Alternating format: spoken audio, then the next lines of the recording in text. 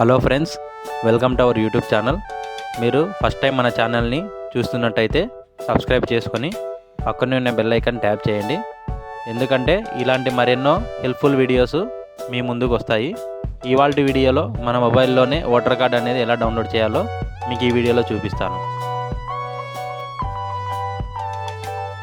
Chrome open చేసి సెర్చ్లో voters అని type చేయాలి.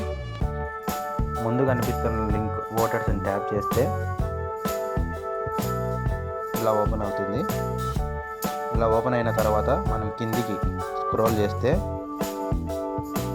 ఇక్కడ ఈపీఐసి డౌన్లోడ్ అని ఉంది కదా, దాన్ని క్లిక్ చేయండి. ఆల్రెడీ అకౌంట్ ఉంటే లాగిన్ అవ్వాలి, లేకుంటే సైన్అప్ నొక్కి లాగిన్ అవ్వండి. ఆల్రెడీ నాకు లాగిన్ చేసుకున్నాను, సైన్అప్ అయ్యా కాబట్టి నేను లాగిన్ అవుతున్నాను. ఇక్కడ మనం చూపిస్తున్నట్టు మొబైల్ నెంబర్ ఇచ్చిన తర్వాత ఇక్కడ క్యాప్చా ఇచ్చారు కదా, క్యాప్చాని ట్యాప్ చేసి క్యాప్చాని ఎంటర్ చేసేయాలి. క్యాప్చా ఎంటర్ అయిన తర్వాత రిక్వెస్ట్ ఓటీపీ అని వస్తుంది. మనకి ఓటీపీ వస్తుంది, ఆ ఓటీపీని ఎంటర్ చేయాలి.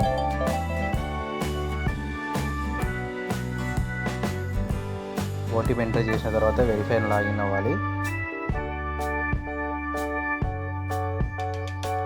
ఇక్కడ ఎంటర్ ఈపీఐసి నెంబర్ ఉంది కదా, అక్కడ మన ఓటర్ నెంబర్ కొట్టాలి.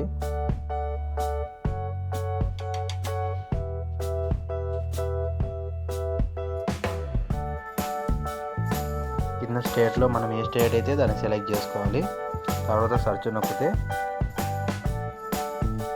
ఇక్కడ మనకు వచ్చి చూపిస్తుంది కదా, ఇక్కడ మన డీటెయిల్స్ అన్నీ వస్తుంది. కిందికి స్క్రోల్ చేసిన తర్వాత సెండ్ ఓటీపీ అని ఉంది కదా, దాని మీద క్లిక్ చేయాలి. మనము ఓటర్ కార్డులో ఏ నెంబర్ అయితే ఇచ్చింటామో ఆ నెంబర్కి ఓటీపీ వెళ్తుంది. అప్పుడు మనం అక్కడ ఓటీపీని ఎంటర్ చేయాలి. చేసిన తర్వాత వెరిఫై కొడితే